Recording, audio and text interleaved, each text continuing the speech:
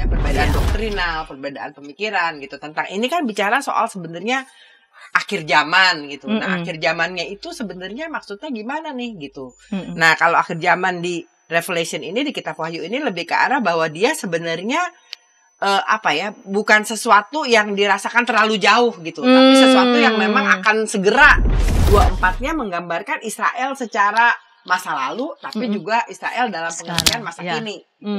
Nah, ke-24 ini baik yang lalu maupun yang sekarang semua menyembah gitu. Yang punya otoritas, bahkan kan tua-tua nih yang nyembah ini bukan orang biasa begitu, gitu ya, tapi orang yang menyembah. Orang yang punya otoritas yang menyembah Tuhan. Betul, dan yang menyembah itu adalah kita kalau bicara akhir zaman tuh kan lagu Eric Clapton gitu. Pokoknya nanti lah bicaranya nanti kalau udah mati gitu kan istilahnya gitu ya kalau akhir zaman. Padahal akhir zaman itu juga bicara soal peringatan nih tentang saat ini gitu. Terus tapi tentang Tuhan yang juga masa lalu, masa kini, masa depan gitu. Jadi menurut saya ini menjadi bahan yang holistik gitu. Jadi nggak sepotong-sepotong gitu. Saya nggak cuma sibuk-sibuk kapan nih akhir zaman. Daripada lu sibuk nyariin akhir zaman, mending bikin bener gitu kan. Nyariin akhir zaman.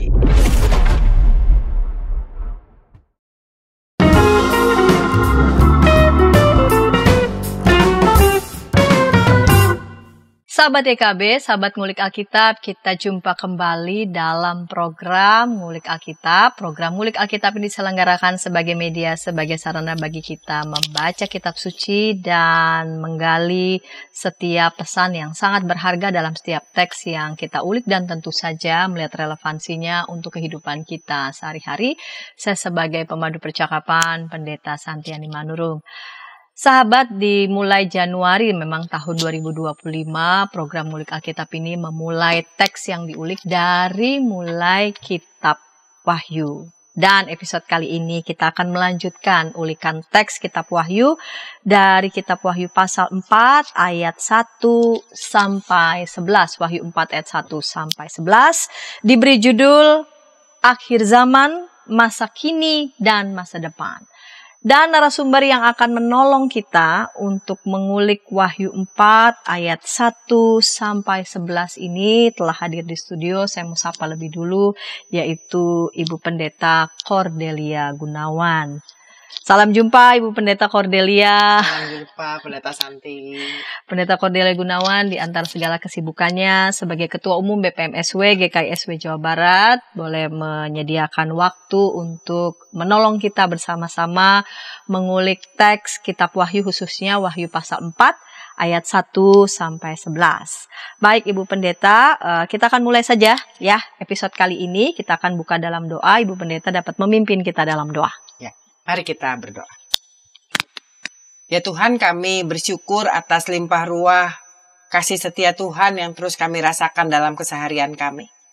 Kami bersyukur karena kalau kami ada sebagaimana kami ada saat ini, itu semua tidak lepas dari campur tangan dan penyertaan Tuhan. Dan saat ini ya Tuhan, kalau kami diberikan kesempatan dan kerinduan untuk kembali belajar tentang firman Tuhan, biarlah Tuhan yang semakin mengukuhkan kerinduan kami, sehingga kerinduan ini menjadi sesuatu yang bermakna dalam keseharian kami sebagai anak-anak Tuhan. Temani kami ya Tuhan saat kami membaca, mendalami, dan bahkan berefleksi melalui firman Tuhan. Biarlah dengan penyertaan Roh Kudus yang telah Tuhan curahkan atas kami, semakin memampukan kami untuk memahami apa yang hendak Engkau inginkan kami lakukan dalam keseharian kami. Tuhan temani hamba dan Pendeta Santi, sehingga semua yang kami lakukan saat ini berkenan di hadapan Tuhan. Kami menyerahkan seluruh jalannya acara ini juga diri kami masing-masing ke dalam pimpinan tangan Tuhan dan memohon Tuhan menyempurnakannya. Dalam nama Tuhan Yesus Kristus, Juru Selamat kami yang hidup, kami sudah berdoa. Amin. Amin. Saya akan membaca Wahyu 4 ayat 1 sampai 11. Perikop ini diberi judul ke-24 tua-tua dan keempat binatang. Setelah itu aku melihat sesungguhnya sebuah pintu terbuka di surga dan suara yang dahulu kudengar berkata kepadaku seperti bunyi sangkakala. Naiklah kemari dan aku akan menunjukkan kepadamu apa yang harus terjadi sesudah ini. Segera aku dikuasai oleh Roh dan lihatlah ada sebuah tahta di surga dan di tahta itu duduk seseorang. Dia yang duduk di tahta itu memiliki rupa bagaikan permata yaspis dan permata sardis. Suatu pelangi melingkungi tahta itu gilang gemilang bagaikan zamrud. Di sekeliling tahta itu ada 24 tahta dan di tahta-tahta itu duduk 24 tua-tua yang memakai pakaian putih dan mahkota emas di kepala mereka. Dari tahta itu keluar kilat dan deru guru yang menderu. Dan 7 obor menyala-nyala di hadapan tahta itu. Itulah ketujuh roh Allah. Di hadapan tahta itu ada lautan kaca bagaikan kristal. Di tengah-tengah tahta itu dan di sekelilingnya ada 4 makhluk penuh dengan mata, di sebelah muka dan di sebelah belakang. Adapun makhluk yang pertama sama seperti singa, makhluk yang kedua sama seperti anak lembu. Makhluk yang ketiga mempunyai muka seperti muka manusia dan makhluk yang keempat sama seperti burung nasar yang sedang terbang. Keempat makhluk itu masing-masing bersayap 6 sekelilingnya dan di sebelah dalamnya penuh dengan mata. Dan tanpa henti-henti mereka berseru siang dan malam, Kudus, Kudus, Kuduslah Tuhan Allah, yang Maha Kuasa, yang sudah ada dan yang akan datang. Setiap kali makhluk-makhluk itu mempersembahkan puji-pujian, hormat, dan ucapan syukur kepada Dia yang duduk di atas tahta itu dan hidup selama-lamanya, sujudlah ke-24 tua-tua itu di hadapan Dia yang duduk di atas tahta itu, dan mereka menyembah Dia yang hidup sampai selama-lamanya. Mereka melemparkan mahkotanya di hadapan tahta itu sambil berkata, Ya Tuhan dan Allah kami, Engkau layak menerima puji-pujian, hormat, dan kuasa, sebab Engkau telah menciptakan segala sesuatu, dan karena kehendak-Mu semuanya itu ada dan diciptakan. Baik Ibu Pendeta, Wahyu 4 ayat 1-11 ini banyak ungkapan-ungkapan simboliknya ya. Yang nanti kita akan lihat itu satu persatu. Di segmen pertama ini saya mau mengawali dengan penulis kitab Wahyu ini. Menurut Ibu Pendeta sesungguhnya siapa sih penulis kitab Wahyu ini? Iya, jadi kalau kita bicara soal siapa sih yang menulis kitab Wahyu ini gitu ya, ada beberapa pandangan Bu Santi. Nah mungkin pandangan yang pertama kita lihat adalah pandangan yang tradisional nih. Nah mungkin kita bisa lihat dari Wahyu 4 ayat 1. Kalau Bu Santi lihat kalimat yang pertama itu dikatakan gimana? Jadi mengawali penglihatan. Jadi kan kalau kita lihat ini surat sebenarnya bentuknya ya. Iya.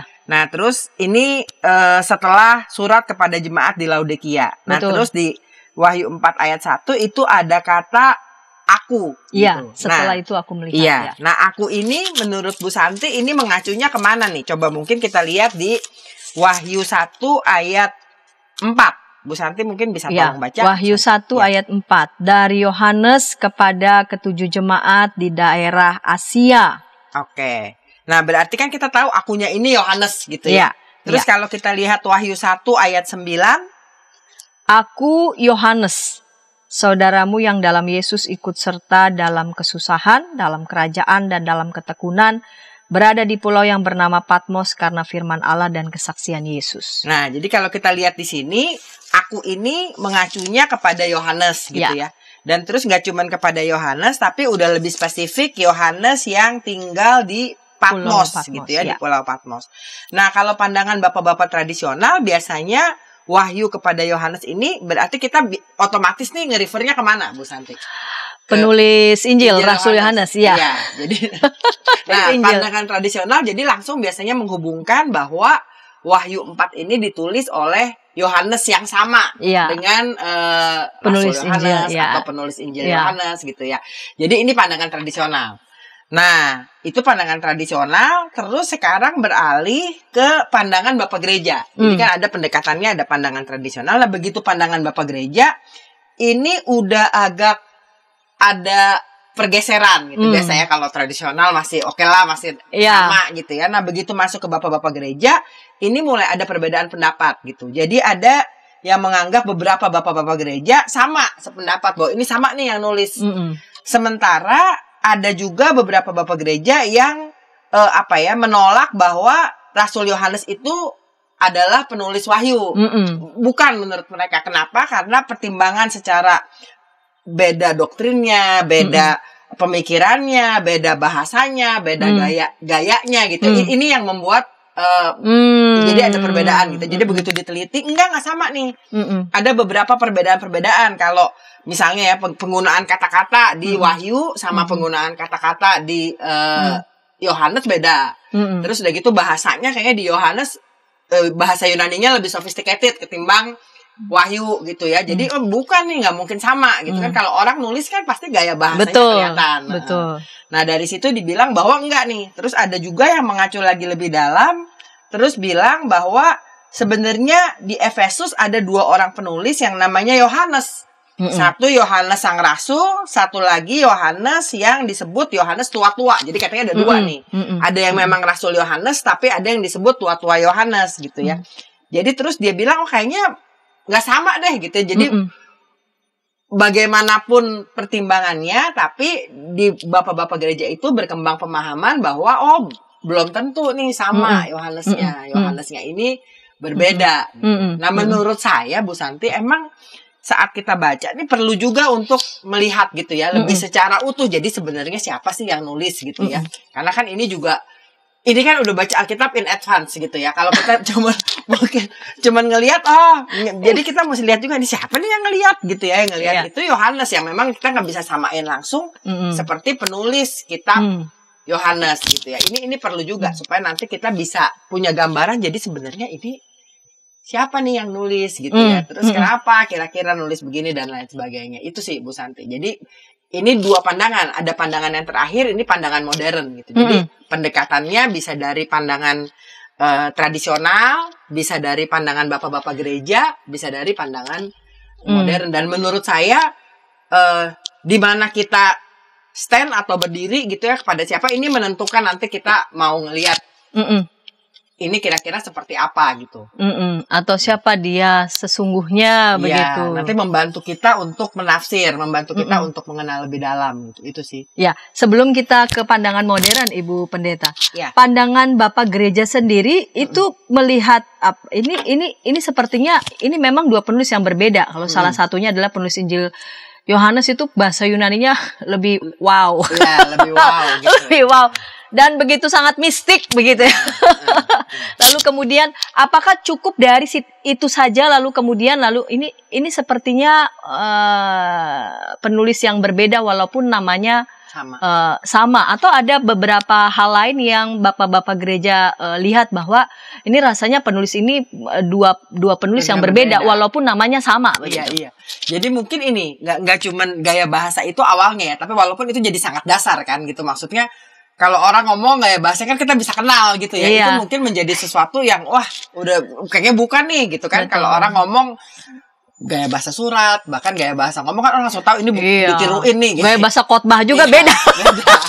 Walaupun mau dimirip-miripin kan bisa beda gitu ya. Nah, itu mungkin pertimbangan yang kelihatannya praktis tapi mendasar. Dari gaya berbahasa, gaya menulis surat, tapi perbedaan pemikiran-pemikiran konon juga ada gitu ya, perbedaan doktrinal, perbedaan pemikiran gitu tentang ini kan bicara soal sebenarnya akhir zaman gitu. Nah, akhir zamannya itu sebenarnya maksudnya gimana nih gitu. Nah, kalau akhir zaman di Revelation ini, di kitab Wahyu ini lebih ke arah bahwa dia sebenarnya bukan sesuatu yang dirasakan terlalu jauh gitu, tapi sesuatu yang memang akan segera atau bahkan bentar lagi gitu datang gitu. Nah ini yang mungkin kerasa nih pemahaman, kalau istilah kita pemahaman eskatologisnya gitu ya. Jadi ada pemahaman yang kalau diteliti lagi beda gitu. Jadi nggak cuma soal gaya bahasa, tapi pembedaan doktrinal, perbedaan pemikiran, pemahaman. Sehingga bapak-bapak gereja bilang ini kayaknya bukan nih. Baik. Lah, tadi pandangan tradisional, lalu kemudian yang sepintas. Ini namanya sama Yohanes nih kayak sepintas Yohanes yang sama dengan penulis Injil. Lalu kemudian jauh lebih maju ya pandangan bapak-bapak gereja dari mulai gaya bahasa beda, pemikiran doktrinnya juga beda, bahasa dan gaya penulisan juga beda-beda. Nah, kita akan beralih ke satu pemikiran lagi bagaimana pandangan modern. Namun sebelumnya kita akan ulas itu di segmen kedua, namun sebelumnya kita dengarkan pesan-pesan berikut ini. Shalom adik-adik. Hari ini Kepik berkeliling dari desa ke desa. Kepik pengen ke rumah Pak Tani. Coba, ada yang tahu nggak di rumah Pak Tani ada apa saja? Ayo, coba tebak. Apa coba? Betul, ada sapi. Mo, mo, mo. Mereka sekarang rukun dan jalan bersama-sama pulang ke rumah Pak Tani. Kak Evelyn, tapi sebelum tidur aku mau dengar dongeng dulu. Katanya tadi sudah ngantuk. Pokoknya aku mau dengar dongeng dulu, Kakak. Jadi panggung nih. Kayak cerita ya, siap? Ayam buta hanya bisa mendengar suara orang berseru-seru sambil berlari. Lari, kebakaran. Sekarang kodok lumpuh itu bebas berada di atas punggung semua ayam. Kemanapun dia mau pergi, ayam-ayam siap membawanya dengan senang hati.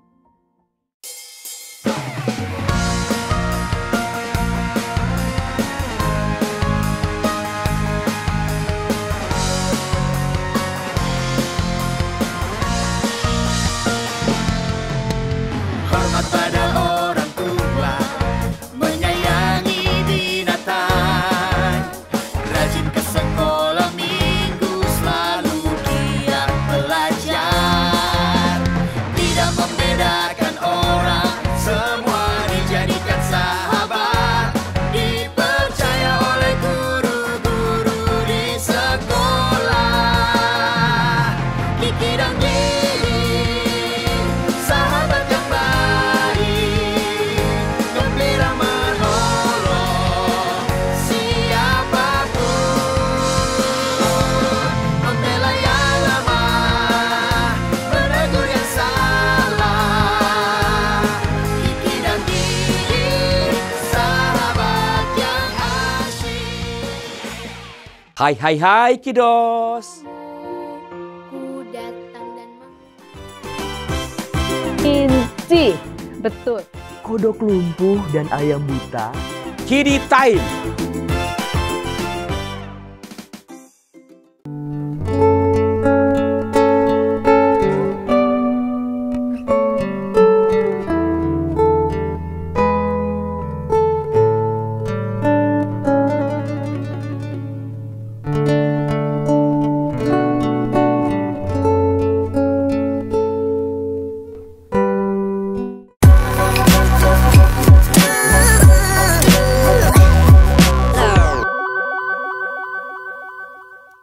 Sahabat YKB, Sobat Ngulik sekalian, senang sekali masih bersama dengan kami dalam program Ngulik Alkitab. Pada episode kali ini kita mengulik Wahyu pasal 4 ayat 1 sampai 11 dengan judul Akhir Zaman, Masa Kini dan Masa Depan. Baru saja kita melewati segmen yang pertama dan saat ini kita memasuki segmen yang kedua dengan narasumber Ibu Pendeta Cordelia Gunawan. Baik Ibu Pendeta Cordelia, kita lanjut di segmen yang kedua ini. Di segmen pertama, Ibu Pendeta sudah menyampaikan pandangan tradisional ya, secara sepintas. Siapa sih penulis Yohanes yang ada di kitab Wahyu? Ada yang mengatakan sama nih dengan penulis Injil Yohanes. Namun para bapak gereja mengatakan ini pasti orang yang berbeda begitu ya. Nah, sekarang di segmen yang kedua kita awali dengan bagaimana dengan pandangan modern melihat penulis kitab Wahyu dengan penulis Injil Yohanes. Mereka orang yang berbeda karena apa begitu? Oke. Jadi kalau tadi di pandangan tradisional udah bilang sama, kalau di pandangan Bapak Gereja udah mulai pecah gitu. Betul. Ya, ada yang sama, ada yang bilang enggak, berbeda. Nah, pandangan modern udah jelas mengatakan bahwa beda nih pasti gitu. Tadi saya udah sebut bahwa memang ada yang bilang dari gaya bahasa gitu ya, gaya bahasanya ini udah Yunani banget. Kalau ini kayaknya bukan orang Yunani asli lah gitu ya dia, karena bahasanya nggak terlalu sophisticated, bukan bahasa Yunani yang oke gitu. Nah, terus juga yang membedakan adalah misalnya contohnya begini nih. Kalau di Injil Yohanes kan nggak pernah ada perkenalan. Iya kan, nggak ada perkenalan tentang ini saya nih siapa gitu, akunya ini who is I gitu kan, nggak pernah ada gitu. Nah, tapi kalau di Wahyu ini kan dimulai dengan sebenarnya perkenalan gitu, bahwa dia nyebut nih namanya, mention. Nah, itu juga menunjukkan bahwa oh iya berbeda nih. Nah, terus ini siapa nih sebenarnya, Yohanes ini siapa gitu. Terus kalau dilihat lagi konon katanya gini, dua-dua karya ini menyebut Yesus sebagai anak domba. Dua-duanya ya. Tapi anak domba ini kalau di Injil Yohanes dia menggunakan bahasa Yunani yang berbeda dengan anak domba yang digunakan dalam bahasa Yunani di kitab Wahyu. Padahal sama-sama anak domba. Kalau orangnya sama, harusnya kan dia ya sebutnya ya sama aja gitu ya. Bahasa Yunaninya kan bahasa Yunani ini bisa macam-macam gitu ya. Ada beberapa bahasa satu kata maksudnya anak domba, dia satu misalnya pakai kata arnion kalau di Wahyu, sedangkan di Injil Yohanes dia pakai kata amnos. Konsisten tuh amnos terus. Tapi ini arnion gitu. Berarti kan ini ya kenapa? Kalau orangnya sama, kalau saya misalnya ngomong sesuatu sama kan pasti saya akan nge-refernya ya sama aja gitu ya. Jadi ini apa? Ini salah satu contoh bahwa oh yang menulis nih benar-benar beda gitu ya dari menurut pandangan modern. Jadi memang benar-benar kalau dibilang jadi siapa nih? Jadi dibilang bahwa ini pasti Yohanes Patmos ini bukan Rasul Yohanes. Itu dia bukan Rasul Yohanes, tapi dia memang orang lain gitu, seseorang yang bernama Yohanes dari pulau Patmos. Tapi dia bukan Yohanes Rasul dan bukan pula penulis surat-surat Injil Yohanes gitu, bukan. Dia bukan Rasul Yohanes gitu. Dia benar-benar Yohanes dari Patmos. Gitu. Dia juga bukan yang nulis surat, dia bukan juga yang nulis Injil Yohanes gitu. Jadi dibilang bahwa ini ditulis oleh seorang Yahudi Kristen yang bahasa ibunya bahasa Aram. Jadi dia memang bukan, dia nggak fasih lah berbahasa Yunani gitu ya. Nah itu pemikirannya gitu, bahwa memang nanti kita lihat bahwa oh iya dia dipengaruhi dengan berbagai macam hal. Nanti kita lihat di lebih ke dalamnya gitu ya. Tapi intinya adalah jadi Yohanes Patmos ini adalah seseorang yang hidup di mana apa ya, peristiwa-peristiwa yang ada nih di Wahyu Penglihatan ini, atau misalnya surat-surat itu dia ada di dalamnya, dia bagian di dalamnya. Jadi kan makanya surat kepada jemaat itu udah bahas tuh. Nah dia bagian dari situ gitu. Jadi dia bukan orang yang apa ya, dia saksi hidup lah gitu. Jadi bisa dibilang bahwa yang menulis atau kita bilang Yohanes Patmos ini hidup sejaman dengan peristiwa-peristiwa yang ditulisnya gitu. Jadi dia jadi ini bukan peristiwa yang terjadi di masa lalu, tapi dia memang saksi sejarah gitu. Jadi ini mungkin lebih ke arah tentang, jadi siapa nih penulisnya? Jadi penulisnya memang orang yang benar-benar mengalami, orang yang benar-benar ada. Dia bukan cuma dengar dari orang gitu, bukan peristiwa masa lalu, tapi memang orang yang mengalami gitu. Itu sih. Jadi kalau dibilang pandangan modern, dia menekankan tentang itu. Baik, tadi Bu Pendeta kita akan lihat di teks-teksnya begitu. Nah, di teks-teksnya sendiri, Bu Pendeta apa yang menarik nih yang dilihat? Karena ini perikopnya ini di judul ke-24 tua-tua dan keempat binatang. Setelah itu aku melihat sesungguhnya sebuah pintu terbuka di surga dan suara yang dahulu ku dengar berkata kepadaku seperti bunyi sangkakala.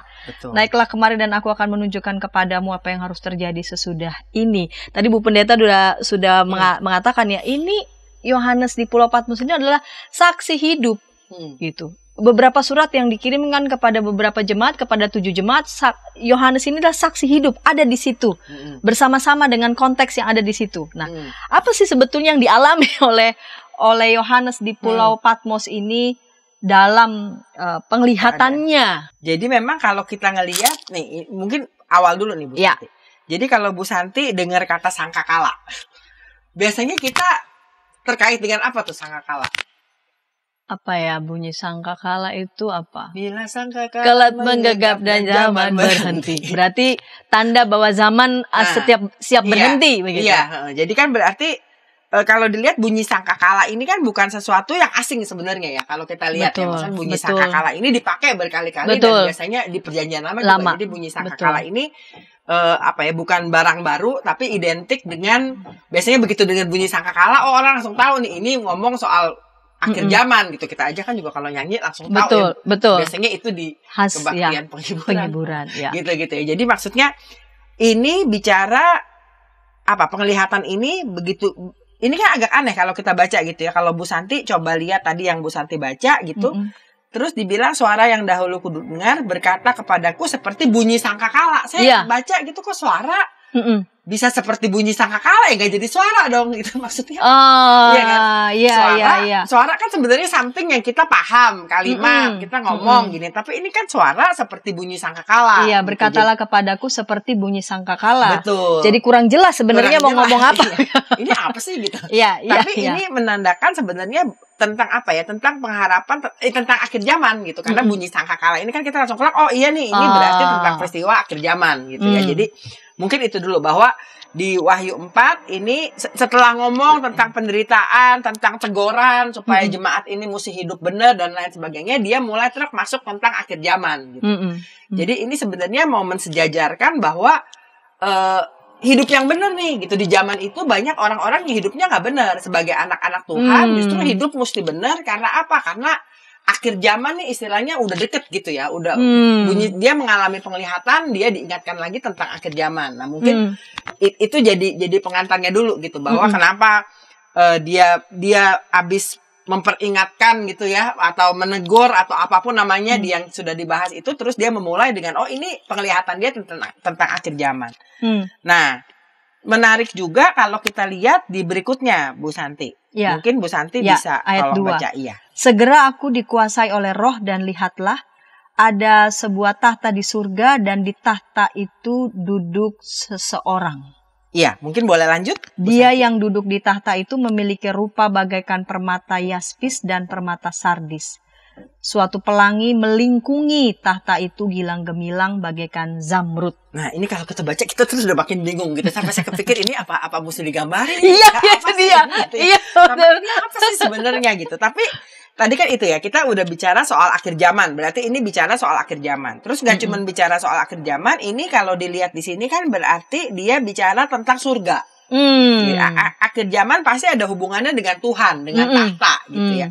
Nah, tapi yang menarik juga Bu Santi kata apa di ayatnya yang ketiga. Jadi kan ada tahta seperti permata yaspis, permata sardis, ini lebih ke arah apa ya, kemewahan gitu ya. Wah, Tuhan yang wow gitu. Betul. Nah, tapi ada juga apa yang melingkari? Pelangi.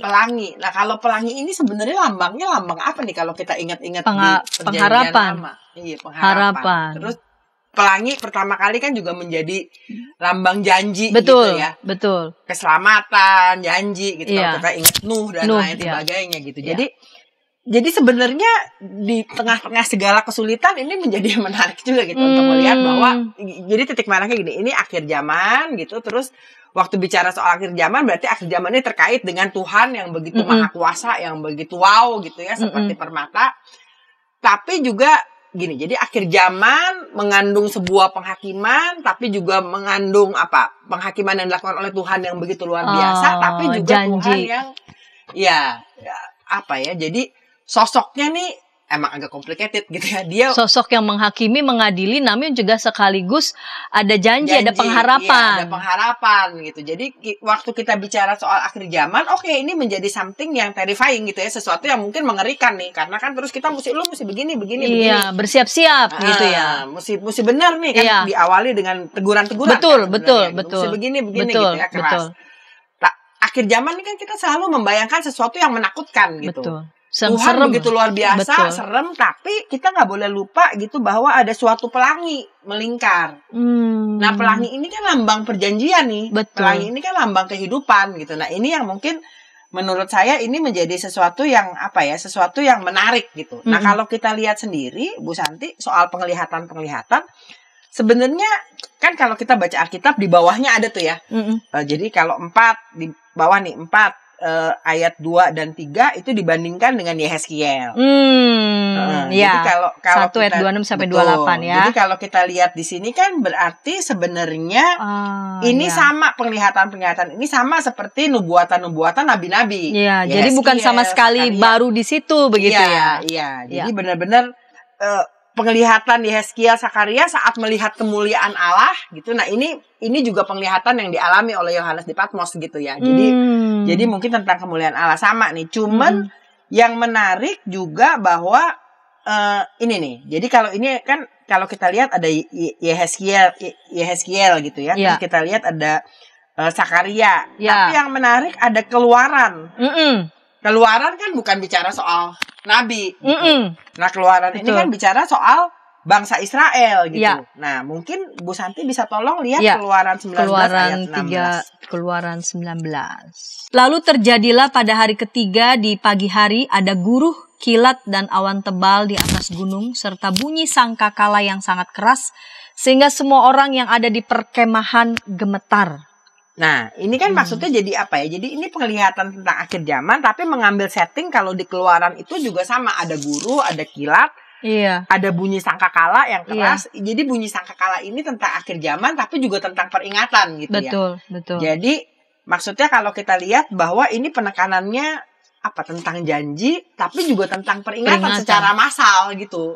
Penglihatan ini, walaupun ini penglihatan secara pribadi gitu. Nah, menurut saya dari simbol-simbol ini menjadi sesuatu yang menarik. Nah, mungkin kita perlu juga lihat supaya lebih ini gitu ya. Jadi kalau Bu Santi bisa tolong baca di ayat keempat, Wahyu 4 ayat 4. Wahyu 4 ayat 4. Di sekeliling tahta itu ada 24 tahta, dan di tahta-tahta itu duduk 24 tua-tua yang memakai pakaian putih dan mahkota emas di kepala mereka. Nah, 24 tahta iya, gitu. Kenapa iya. ini jadi 24 gitu ya? Nah, 24 konon kalau kita lihat 24 itu 12 kali 2. Nah, jadi 12 itu biasanya melambangkan apa? Melambangkan 12 suku, 12 murid. Bangsa Israel gitu ya. Biasa kita. Nah, jadi dibilang 24 tua-tua itu lebih ke arah maksudnya keberadaan bangsa Israel yang lalu dan sekarang gitu. Jadi istilahnya Kristen yang masih bangsa Israel gitu dan yang memang Yesus gitu ya. Jadi maksudnya ini melambangkan tentang kalau tua-tua ini kan sosok sebutan presbuteros gitu, unsur yang cukup punya otoritas gitu. Jadi ini 24-nya menggambarkan Israel secara masa lalu, tapi juga Israel dalam pengertian masa kini. Gitu. Nah, ke-24 ini baik yang lalu maupun yang sekarang semua menyembah gitu, yang punya otoritas. Bahkan kan tua-tua nih yang nyembah ini bukan orang biasa begitu, gitu ya, tapi orang yang menyembah. Orang yang punya otoritas yang menyembah Betul. Tuhan. Dan yang menyembah itu adalah bangsa Israel the whole gitu ya, nggak cuma yang lalu tapi juga yang makanya jadi 24 bukan 12. Menarik juga ya, kenapa nggak 36? Oh enggak, berarti yang lalu. Iya. Yang lalu dan yang kini begitu betul. ya. Jadi begitu. 24 makanya. Jadi bahasa simbol nih, terus jadi menarik gitu ya untuk melihat waktu baca. Aduh, kalau baca judulnya doang kayaknya udah mau ngomong apa nih gitu. 24 tua-tua gitu ya. Dan di ayat selanjutnya nih, keluar kilat dan deruh guruh yang menderu. 7 obor menyala-nyala di hadapan tahta itu, itulah ketujuh roh Allah. Ya, kenapa 7? Bu Santi. Lambang sempurna itu, kesempurnaan. Katanya sempurna nggak 10, tapi zaman dulu. Bukan 10. Itu bukan 10. Kalau zaman sekarang anak-anak maunya 10. Nilai 10. Enggak, 7 gitu ya. Jadi memang ini 7 ini menekankan tentang kesempurnaan Tuhan gitu, kesempurnaan Allah yang luar biasa gitu. Itu 7. Terus kalau kita lanjutin nanti kan ada juga makhluk-makhluknya. Ada berapa tuh? Ada makhluk-makhluk lagi. Makhluk ada kata 4 itu ya. 4 makhluk penuh 4 dengan makhluk mata. penuh dengan mata di sebelah muka sebelah belakang. Makhluk yang pertama sama seperti singa, makhluk yang kedua sama seperti anak lembu, 2 makhluk yang ketiga mempunyai muka seperti muka manusia. Makhluk yang keempat sama seperti burung nasar yang sedang terbang. Keempat makhluk itu masing-masing bersayap 6. Iya. 4. 4. Nah, memang 4 ini nggak ada kejelasan sih kenapa 4 gitu ya. Tapi kalau kita lihat dari 4 ini ada yang seperti singa, ada yang seperti anak lembu, ada yang seperti muka manusia, ada yang seperti burung nasar yang sedang terbang. Ini menunjukkan bahwa pokoknya intinya semua makhluk. Semua makhluk yang even, maksudnya semua makhluk menyembah Tuhan, termasuk yang seperti manusia gitu. Tapi semua makhluk, jadi nggak cuma manusia yang nyembah Tuhan gitu. Itu sih penekanannya. Jadi lebih penekanannya ini adalah penglihatan ini tentang gambaran bahwa jadi kita bisa bayangin gitu ya, pokoknya ada gambaran tentang Tuhan yang begitu luar biasa. Kuasa. Tapi kemahakuasaan yang mengerikan itu dibarengi dengan sebuah harapan, pemeliharaan karena ada pelanginya gitu. Terus yang nyembah di situ ada tua-tua, ada 24. Ini lambang bahwa ya memang Israel nggak cuma masa lalu gitu, tapi Tuhan yang juga masa sekarang gitu. Terus juga ada makhluk-makhluk yang mungkin kita nggak even ini makhluk apa sih gitu. Itu menunjukin bahwa semua gitu tanpa terkecuali, bahkan makhluk-makhluk yang kita nggak ada di pikiran kita pun menyembah Tuhan gitu. Jadi ini nunjukin kesempurnaan, kemahakuasaan Tuhan. Dan mereka yang berseru itu ya, kudus, kudus, kuduslah Tuhan Allah yang Maha Kuasa yang sudah ada dan yang akan datang. Betul. Mereka semua makhluk-makhluk itu mempersembahkan pujian, hormat, ucapan syukur, sujud. Ke-24 tua-tua itu di hadapan Dia yang duduk di atas tahta itu, dan mereka menyembah Dia yang hidup sampai selama-lamanya. Ini mau ngomong tentang apa ini? Mereka semua sujud, menyembah, memberi hormat, mengucap syukur bagi Dia yang duduk di atas tahta itu dan hidup selama-lamanya. Dan itu disampaikan di antara pergulatan umat, tekanan umat, penindasan yang dialami oleh umat saat itu.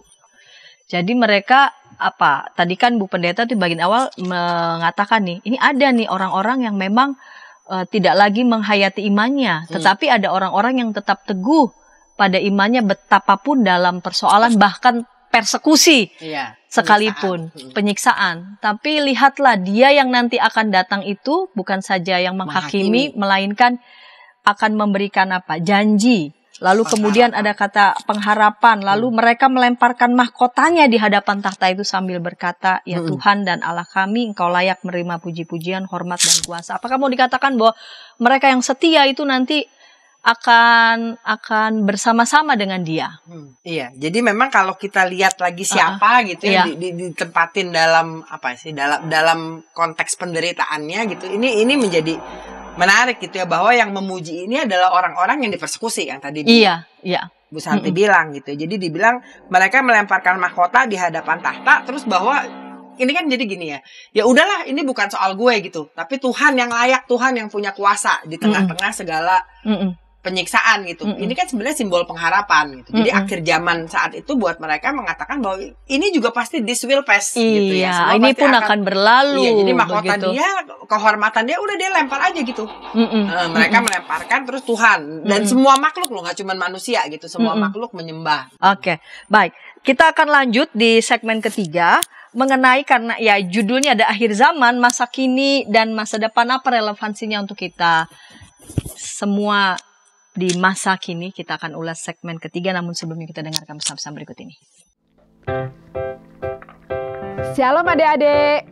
Hari ini Kepik berkeliling dari desa ke desa. Kepik pengen ke rumah Pak Tani. Coba, ada yang tahu nggak di rumah Pak Tani ada apa saja? Ayo coba tebak. Apa coba? Betul, ada sapi. Mo. Mereka sekarang rukun dan jalan bersama-sama pulang ke rumah Pak Tani. Kak Evelyn, tapi sebelum tidur aku mau dengar dongeng dulu.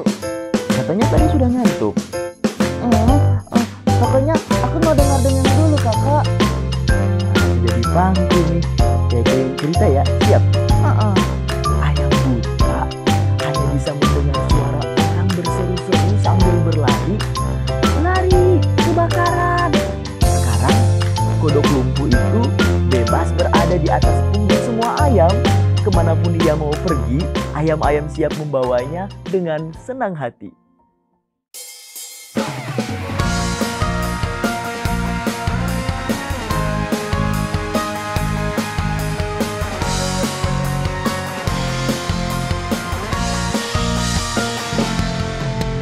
Hormat pada orang tua, menyayangi binatang, rajin ke sekolah minggu, selalu giat belajar, tidak membedakan orang, semua dijadikan sahabat, dipercaya oleh guru-guru di sekolah. Kiki dan Didi, sahabat yang baik, gembira menolong siapapun, membela yang lemah, menegur yang salah. Kiki dan Didi, sahabat yang asyik. Hai Kidos. Ku datang dan Inci, betul. Kodok lumpuh dan ayam buta Kidi Time.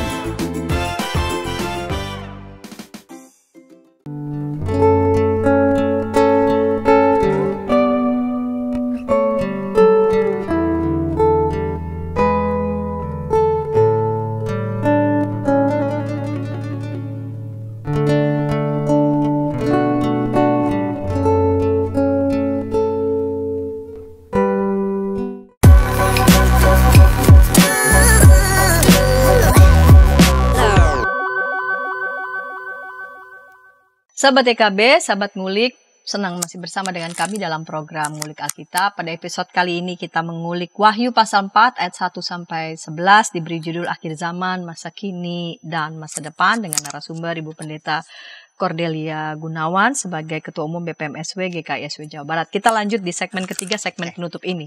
Sebelum kita bicara tentang relevansi, Bu Pendeta bisa kembali begitu mengingatkan kita. Ibu Pendeta sudah sampaikan sih di segmen kedua, namun bisa kembali menekankan lagi tentang ini penting nih tentang sosok yang punya otoritas, yang menyembah, lalu kemudian mereka juga yang setia kepada Tuhan, namun juga sekaligus semua makhluk-makhluk lain itu juga menyembahnya. Apa sih maknanya itu untuk kita? Iya, jadi kalau kita lihat, jadi kan berarti gini ya. Pertama, maksudnya mungkin kita tempatin lagi di keadaan saat itu gitu ya, bahwa di keadaan saat itu, bahkan kan tadi saya sempat bilang bahwa penulis Wahyu ini dia ngalamin langsung gitu ya penderitaannya, bagaimana bejaknya juga orang-orang yang saat itu percaya kepada Tuhan gitu ya. Terus di tengah-tengah kebejatan itu ada seruan untuk bertobat. Mungkin juga kan gini ya, orang capek juga hidup benar di tengah-tengah penindasan, di tengah-tengah berbagai macam hal. Kan orang udah hopeless gitu ya, buat apa gue juga benar-benar amat gitu. Tapi ini sesuatu yang maksudnya diingetin lagi tentang kemahakuasaan Allah gitu. Jadi penglihatan ini menunjukkan bahwa kita beriman kepada Allah yang begitu luar biasa gitu ya, sampai semua orang, nggak cuma semua orang, semua makhluk gitu menyembah. Sampai Israel 24 tua-tua yang punya otoritas semua tanpa kata gitu istilahnya kan menyembah gitu. Jadi ini nunjukin tentang kita beriman gak main-main loh. Kita beriman kepada Allah yang maha kuasa gitu. Yang kemahakuasaannya mungkin melampaui segala penderitaan kita. Atau melampaui kekejaman orang-orang zaman itu gitu. Bahwa kita beriman kepada Allah yang benar-benar maha kuasa. Bahkan makhluk-makhluk yang even gak ada di pikiran kita pun aja mengakui kemahakuasaan Tuhan gitu. Jadi mungkin ini menjadi sesuatu yang maksudnya di tengah-tengah orang yang lagi hopeless gitu. Terus penglihatannya adalah ini kita beriman nih sama Allah yang wah gitu ya, yang benar-benar luar biasa. Ini kan juga maksudnya pasti kan ada berarti ada harapan gitu. Jangan kendor gitu. Jangan kita beriman tuh Allah kita mungkin kelihatannya tidur, tapi dia maha kuasa gitu. Ini mungkin penekanan tentang kemahakuasaan Tuhan. Jadi menarik bahwa ini nggak cuma soal akhir zaman nanti gitu ya, tapi yang nanti itu memberikan kekuatan gitu, untuk masa kini gitu. Itu sih, itu menurut saya sesuatu yang mungkin relevan juga ya, karena kan kita kadang kalau bicara kitab Wahyu cuman ngomong soal akhir zaman. Iya. Wahyu kan paling kita bicara cuma soal terus nyari-nyari nih tandanya sama nih gini-gini gitu. Terus mungkin nyari-nyari nih makhluk 4 udah muncul nih semua gitu ya. Nah, maksud saya mungkin kita mesti switch gitu, nggak cuma soal itu, tapi saat kita dengan pendekatan yang lebih historis gitu, kita juga jadi ngelihat bahwa di tengah-tengah di tengah-tengah sesuatu yang benar-benar wah kayaknya ada sosok penjajah gitu kan, atau sosok yang nyiksa, ada sosok yang lebih berkuasa dari yang nyiksa gitu. Nah mungkin itu. Dan itu mereka rasakan dan alami juga pada saat itu. Iya saat itu. Jadi kan benar-benar ada sosok lain nih yang lebih maha kuasa daripada sosok yang sekarang mungkin berkuasa atas hidup mereka gitu. Nah ini mungkin menurut saya jadi jadi catatan juga buat kita gitu. Terus kan juga yang menarik juga kan kalau kita lihat di tindakan kreatif Allah, coba kita lihat di ayatnya yang ke-11. Ya, ayat 11. Ya, saya baca ayat 11. Ya Tuhan dan Allah kami, Engkau layak menerima puji-pujian, hormat dan kuasa, sebab Engkau telah menciptakan segala sesuatu dan karena kehendak-Mu semuanya itu ada dan diciptakan. Iya. Jadi ini kan sebenarnya kalau kita lihat sebab Engkau telah menciptakan segala sesuatu dan karena kehendak-Mu semuanya itu ada dan diciptakan. Jadi tindakan kreatif Allah tentang Tuhan tuh yang mencipta gitu, atau paling enggak kita beriman kepada Tuhan yang involve gitu, Tuhan yang ada gitu dan jadi selalu terlibat. Betul gitu. Dan segala sesuatu itu ada juga dalam dalam pemahaman tentang tindakan kreatif Tuhan gitu. Ini mungkin juga pemaknaan ya Bu. Pemaknaan tentang bahwa ya Tuhan itu bukan dia bukan nggak tahu, dia ada, bukan di luar dari itu semua, bukan di luar dari itu semua gitu. Jadi Tuhan itu ada, dia menciptakan segala sesuatu karena kehendakmu semuanya itu ada dan diciptakan gitu. Dalam keyakinan itu mungkin kan sambil nangis-nangis kalau kita Betul. Iya. kita merasa ciptaan itu baik dan segala sesuatu oke, mungkin kita tapi kan meyakini bahwa ini benar-benar loh Tuhan tuh ada gitu. Ini mungkin menjadi sebuah pengharapan gitu ya, sebuah pengharapan yang mungkin mahal harganya saat itu.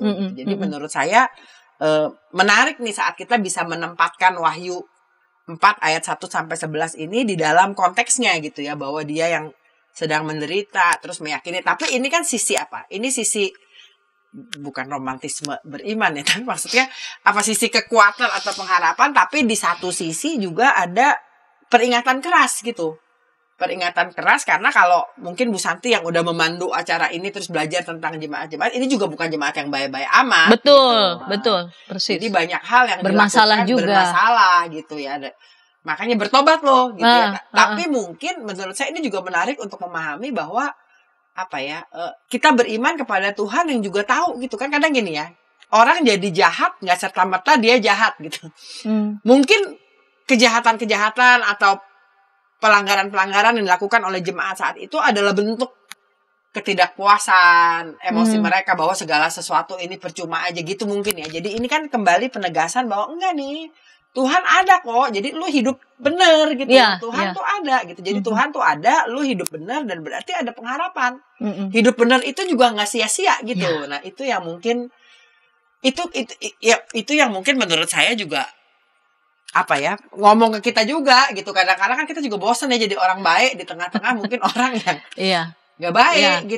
Yang berusaha untuk membentuk kita untuk ikutlah nggak baik begitu ya, nggak benar begitu dan ya. Percuma aja kok gitu ya. Kita mungkin nggak mengalami penindasan gitu, tapi kan kadang kita juga meragukan kemahakuasaan Tuhan saat kita ngerasa kebenaran sering kali kalah juga kok sama yang baik gitu. Terus ngapain sama yang jahat ngapain terus gua susah-susah jadi baik terus merasa gitu. susah hati untuk menjunjung tinggi yang benar itu begitu ya. Kalau ternyata itu dianggap nggak ada gunanya begitu ya. Ya gitu kok gitu kan. Nah ini mungkin nggak cuma bicara soal akhir zaman, soal nanti gitu ya, tapi soal akhir zaman tuh nggak cuma soal gue masuk surga atau enggak gitu kan. Tapi akhir zaman itu mengingatkan pada kita hidup benar loh gitu. Akhir zaman itu ngingetin sama kita juga bahwa segala sesuatu ada akhirnya juga kok, karena kita beriman sama Tuhan yang maha kuasa gitu, mengakui kemahakuasaan Tuhan gitu. Itu mungkin yang bisa kita pelajari gitu ya, bahwa memang beriman itu punya dua sisi selalu. Tuntutan untuk kita bisa hidup benar, tapi juga janji tentang kemahakuasaan bahwa pengharapan itu gitu, bahwa gak ada yang abadi. Penderitaan, air mata, penindasan, ketidakbenaran itu juga sesuatu yang akan berakhir karena kita beriman pada Tuhan yang maha kuasa, yang ikut juga gitu, bukan Tuhan yang tidur. Soalnya kan mungkin ada yang berpikir bahwa ya apa ya, kita berpikir iya nanti akan baik, nanti akan baik, itu seolah-olah jadi candu. Jadi candu kita bahwa seolah-olah kita tidak melihat segala bentuk ketidakadilan. Bukan juga begitu ya. Bukan juga begitu. Atau kita yang menjadi pelaku ketidakadilan. Iya, atau menjadi pelaku. Satu denial atau ya udah nanti lihat nanti. Kedua menjadi pelakunya. Tidak seperti itu ya. Tidak seperti itu. Iya, bagaimana justru beriman itu memberi warna bahwa gue mesti hidup bener nih gitu. Di tengah-tengah mungkin apa tantangannya kan, maksudnya tantangan masa kini kan adalah ngapain gue jadi orang gila sendiri gitu kan. Udah agak beda nih dengan ini gitu ya. Betul, ini kan memang maksudnya dia mungkin jadi jahat karena ya maksudnya dia ditindas gitu kan. Maksudnya dia berlaku ya ada inilah gitu. Nah kalau kita kan mungkin apa ya, agak berbeda. Betul. Kita mungkin tidak langsung secara fisik kena persekusinya begitu betul, ya. Enggak. Tetapi mungkin kita bisa di tengah-tengah pekerjaan misalkan. Kita dianggap gila sendiri. Iya, kita mau bener gitu kan. Banyak yang begitu, ngapain lu jadi bener sendiri gitu. Orang di sini semua ngelanggar aturan kok. Betul. Betul. Yang kepengen tidak melanggar aturan malah jadi dianggap di luar. Iya, yang malah benar malah wah, itu kan sering ya terjadi. Tapi mungkin kali ini kita mengingat bahwa ya itu tuntutan untuk hidup benar itu juga bagian dari beriman. Tuntutan untuk hidup benar, bahwa di tengah-tengah saat kita berusaha untuk hidup benar ada harapan juga gitu, bahwa yang Tuhan kok yang maha kuasa gitu. Itu mungkin. Dia sedang bekerja dan dia Dia tidak tutup mata. Betul. Dia yang mencipta dan dia akan terus betul. mencipta, membarui Iya. begitu ya. Dan Jadi ya kita juga ada di dalam betul. itu, dalam Jadi kita gerakan. melakukan aja gerakan kebaikan itu atau gerakan mencipta Allah dalam kebaikan itu gitu. Jangan jadi pasif, jangan jadi diam gitu. Ini Betul. kan menjadi menarik. Betul, kita ikut karena Allah juga terus mencipta, terus dalam proses membarui tatanan dan kita ikut serta di Betul. dalam itu semua pekerjaan-pekerjaan baik yang Tuhan mau, yang Tuhan kehendaki. Jadi kesediaan kita untuk berbuat dan bertindak yang benar itu bukan semata-mata soal nanti. Betul. Tapi ini soal sekarang. Benar. Itu yang penting gitu ya. Nah, terus kalau kita lihat Bu Santi mungkin bisa bantu baca di Wahyu 4 ayat 8. Wahyu 4 ayat 8. Keempat makhluk itu masing-masing bersayap 6 sekelilingnya dan di sebelah dalamnya penuh dengan mata dan tanpa henti-henti mereka berseru siang dan malam. Kudus, kudus, kuduslah Tuhan Allah yang Maha Kuasa, yang sudah ada dan yang akan datang. Nah, ini juga menarik nih. Jadi maksudnya apa ya? Keyakinan bahwa Tuhan Allah yang Maha Kuasa, yang sudah ada, yang ada dan yang akan datang gitu. Jadi kan soal penciptaan nggak cuma masa lalu, Betul. tapi yang masa lalu, sekarang juga, dan yang akan datang. Itu akhir zaman juga berarti nggak cuma soal nanti, soal surga. Apa ya, kita kalau bicara akhir zaman tuh kan lagu Eric Clapton gitu. Pokoknya nanti lah, bicaranya nanti kalau udah mati gitu kan istilahnya gitu ya, kalau akhir zaman. Padahal akhir zaman itu juga bicara soal peringatan nih tentang saat ini gitu. Terus tapi tentang Tuhan yang juga masa lalu, masa kini, masa depan gitu. Jadi menurut saya ini menjadi apa ya, bahan yang holistik gitu. Jadi nggak sepotong-sepotong gitu. Saya nggak cuma sibuk-sibuk kapan di akhir zaman. Daripada lu sibuk nyariin akhir zaman, mending bikin bener gitu kan. Jadi itu yang menarik gitu. Karena seringkali kita terjebak bicara soal wahyu ya bicara soal nanti belakangan. Tanda. Terus tandanya bener-bener dicari simbol yang berhubungan dengan masa kini. Jadi simbol ini, oh ini lambang apa gitu. Ini kan jadi menurut saya cocokologi malah ya. Mereduksi makna gitu. Iya. Nah, terus yang menarik juga Bu Santi, ini kan sebenarnya kalau kita lihat ya dari yang ayat yang tadi Bu Santi baca tuh di ayat 8 yang kudus-kuduslah gitu. Itu kan sebenarnya juga bisa dikatakan bagian dari kalau bicara terus di ayatnya coba Bu Santi bantu baca di ayatnya yang ke-9. Ya. Setiap kali makhluk-makhluk itu mempersembahkan puji-pujian, hormat dan ucapan syukur kepada Dia yang duduk di atas tahta itu dan hidup selama-lamanya. Iya. Nah, jadi dalam penglihatan Yohanes Patmos ini kan makhluk-makhluk itu mempersembahkan pujian-pujian gitu, hormat dan ucapan syukur gitu. Ini kan apa ya? Terus ada kudus. Saya kalau baca ini jadi ingat lagu yang kita suka nyanyiin gitu ya. Nah, ini kan maksudnya menunjukkan apa?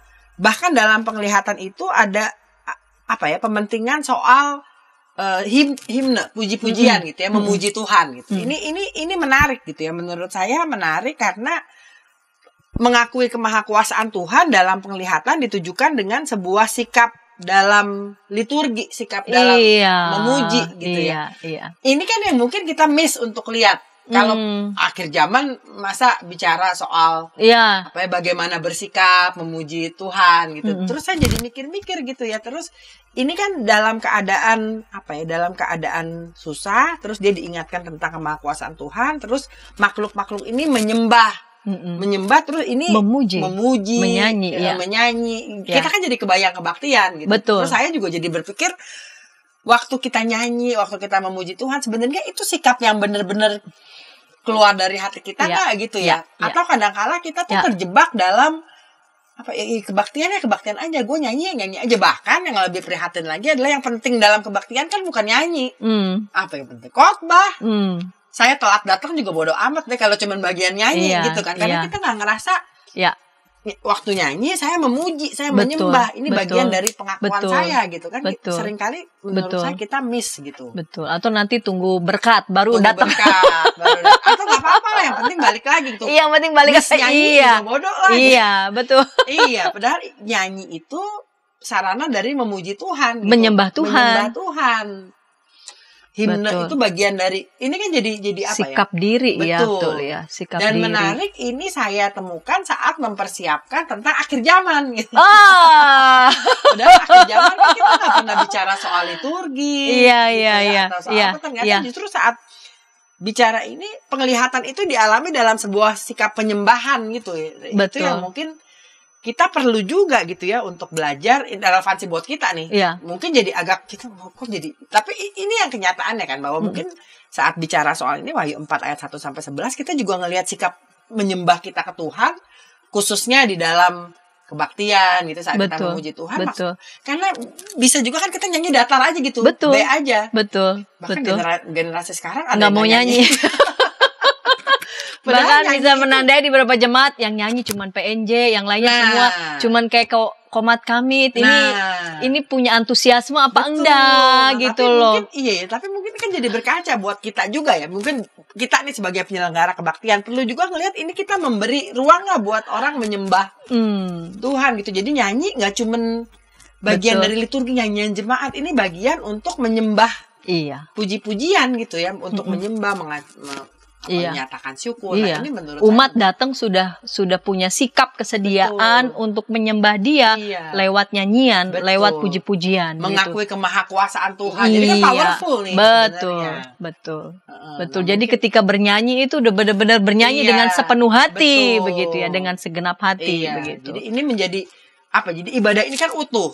Gak cuman saya mendapatkan penghiburan di khotbah atau mendapatkan teguran di khotbah atau apapun itu, tapi kan apa ya? Saya datang dengan sikap menyembah, mengakui kemahakuasaan Iya, Tuhan malah lewat sikap bernyanyi juga sikap aktif sebetulnya Betul. ya. Umat itu diberi ruang untuk menyatakan syukur, puji-pujian atas kemahakuasaan Allah, Betul. pun penyesalannya, Benar. permohonannya Iya. lewat nyanyian. Itu kan Benar. tindakan aktif sebetulnya. Iya. Nah, ini yang mungkin menurut saya seringkali apa ya? Kebaktian itu identik cuma dengan khotbah. Iya.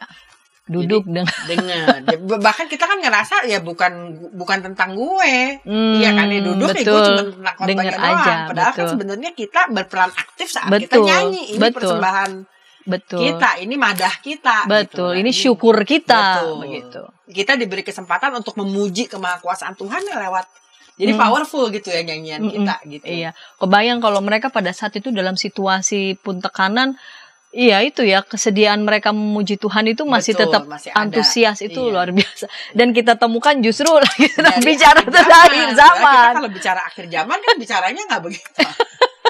Ini akhir zaman dibayangkan tentang bahwa semua menyembah Tuhan gitu. Betul, Ini menarik. semua bernyanyi, memuji Tuhan, menyampaikan madah ungkapan syukurnya ya. Iya. Baik, Ibu Pendeta Cordel, terima kasih nih Iya. untuk kesediaan episode kali ini untuk mengulik teks Wahyu pasal 4 ayat 1 sampai 11 yang penuh dengan bahasa-bahasa simbol ini. Lalu kemudian kita bisa menemukan nats ya, yang ya pesan yang sangat bernats tentang akhir zaman, masa kini dan masa depan. Akhir zaman bukan melulu soal nanti, lalu kemudian karena soal nanti lalu kemudian kita seolah-olah menyangkali segala bentuk ketidakadilan, penderitaan yang kita alami begitu ya. Lalu kemudian atau ya tergoda untuk melakukan ketidakadilan yang sama, namun kita menghayati bahwa Allah yang Maha Kuasa itu Allah yang telah mencipta, namun juga Allah yang sampai saat ini tetap bekerja menata segala sesuatu makin hari makin baru, dan kita diajak untuk melakukan gerakan yang sama ya, gerakan untuk menata, gerakan untuk membarui. Dan kita juga diingatkan lagi ya soal soal mengungkapkan puji-pujian, nyanyian itu dengan segenap rasa kita, hati kita, karena dengan menyanyi sebetulnya kita sedang secara aktif mengungkapkan syukur kita, menyatakan sembah kita atas kemahakuasaan Tuhan. Ketika tayangan ini boleh memberkati sahabat dapat membagikannya kepada sebanyak mungkin orang dan dapat menekan tombol like maupun subscribe sehingga boleh mendapatkan update dari tayangan EKB TV. Ibu Pendeta, sekali lagi terima kasih untuk kesediaan sebagai narasumber pada episode kali ini dalam program Ngulik Alkitab dan dapat memimpin kita dalam doa penutup. Mari kita berdoa. Ya Tuhan, kami bersyukur kalau sekali lagi kami boleh belajar dari firman Tuhan. Biarlah di tengah-tengah perjalanan kehidupan kami boleh meyakini bahwa Tuhan yang telah hadir menciptakan kami, Tuhan yang hadir berjalan bersama dengan kami, Tuhan juga yang akan memimpin kami dalam masa depan yang kami jalani. Ya Tuhan, ajar kami untuk terus merasakan kehadiran Tuhan dan melakukan dengan baik apa yang menjadi kepercayaan yang Tuhan berikan kepada kami. Biarlah kami boleh dengan sadar melakukan apa yang kami pilih yang baik, sehingga itu nanti dapat kami pertanggungjawabkan di hadapan Tuhan. Pimpin kami ya Tuhan, sehingga dalam keseharian kami juga terus menyatakan hidup kami sebagai sebuah ungkapan syukur kami atas cinta Tuhan kepada kami. Dan biarlah apapun yang terjadi dalam kehidupan kami boleh meyakini hari tidak selamanya hujan, selalu akan ada pelangi. Dan dalam kami menantikan pelangi, kami boleh menjadi pelangi bagi orang lain. Kami boleh melakukan yang terbaik dalam hidup kami.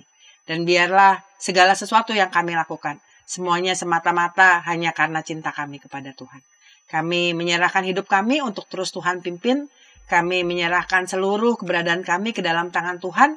Dan kami juga berdoa untuk Pendeta Santi yang Tuhan percaya untuk mengawal acara Ngulik Alkitab ini. Biarlah melalui acara ini kami boleh semakin mencintai firman Tuhan, semakin dekat dengan Tuhan, dan menjadi semakin lebih baik dalam kehidupan yang Tuhan percayakan untuk kami jalani.